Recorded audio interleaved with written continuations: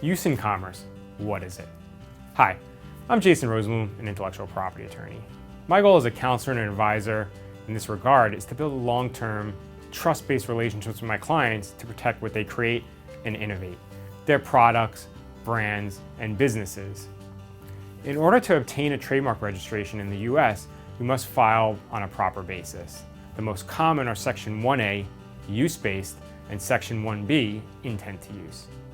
In order to ultimately obtain the registration, you must actually use the trademark in US commerce. Many clients ask, what is use in commerce? Use in commerce is a term that us trademark attorneys throw around when discussing trademarks. In the US, you cannot receive and maintain a federal trademark registration without actually using the trademark in US commerce. What this means is that you actually have to be using the trademark or service mark on the products themselves or on the advertising for your product or service so that your customers actually see the brand and associate with you as the source. Forming a company, obtaining a domain name is generally not enough for use in commerce. Use in commerce means that you have used the name or logo in connection with a sale or advertising, something that can be regulated by the US government.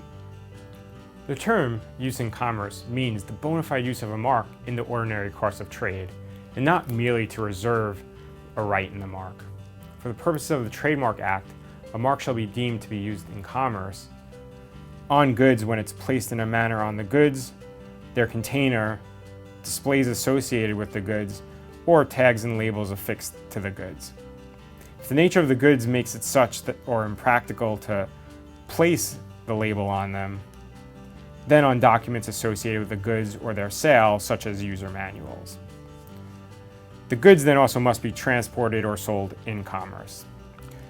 For services, use in commerce is when the trademark is used or displayed in the sale or advertising of the service, and the services are rendered in commerce, or the services are rendered in more than one state in the US and a foreign country, and the person rendering the service is engaged in commerce in connection with the service.